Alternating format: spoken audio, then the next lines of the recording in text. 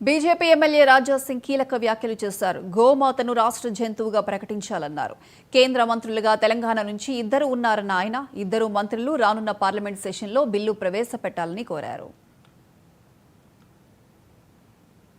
ప్రతి ఒక్క నియోజకవర్గంలో నేను తిరిగి వచ్చినాను. ఎక్కడ చూస్తే అక్కడ మంచి మంచి చిన్న ఏజ్ ఎద్దులు, ఇంకా లోపట చాలా వరకు చిన్న చిన్న దొడలు కూడా ఈ బక్రీద్ సందర్భంలో కోయనికి అమ్ముతున్నారని నేనే స్వయంగా నేను చూసిన. చాలా వరకు చెప్తున్నారు కదా, ఇంకా ఫంక్షన్ హాల్స్లో కానీ వేరే వేరే గ్రౌండ్స్లో కానీ కట్టి పెట్టినారు. అంత లోపటైతే నేను వెళ్ళలేను. ఎందుకంటే నిన్ననే ఎట్లా మూమెంట్ అయిపోయిందంటే, ఎప్పుడు రాయసింగ్ పైన అటాక్ చేయాలి అట్లాంటి ఒక మూమెంట్ ఓల్డ్ సిటీలో తయారైపోయింది. కానీ ఎవరు కూడా భయపడకుండా ఓపెన్గా వితౌట్ సెక్యూరిటీ మేము మొత్తం ఏరియా తిరిగి చూసి లైవ్గా వీడియో కూడా తయారు చేసినాం. సెక్యూరిటీ ఎందుకు తీసుకొని పోలేదంటే, ఇవాళ మా సెక్యూరిటీ గార్డే ఇన్ఫార్మర్గా తయారైపోయినారు పోలీసు వాళ్ళకి. అందుకోసం సెక్యూరిటీ ఇరిసే మొత్తం ఓల్డ్ సిటీ ఇవాళ మేము తిరిగి వచ్చినాము. వీడియో కూడా మీడియా మిత్రులకి పెట్టినాము.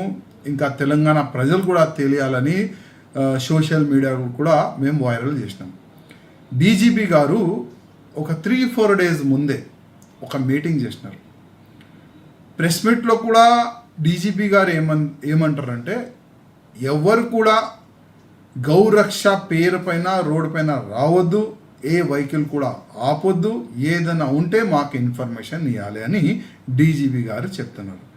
డీజీపీ గారికి నేను అడుగుతున్నా, మీరు చాలా వరకు తెలంగాణ అంటే వేరే వేరే స్టేట్ నుంచి తెలంగాణకి వచ్చే ఆ లింక్ రోడ్డు పైన మీరు చెక్ పోస్టులు పెట్టినారు.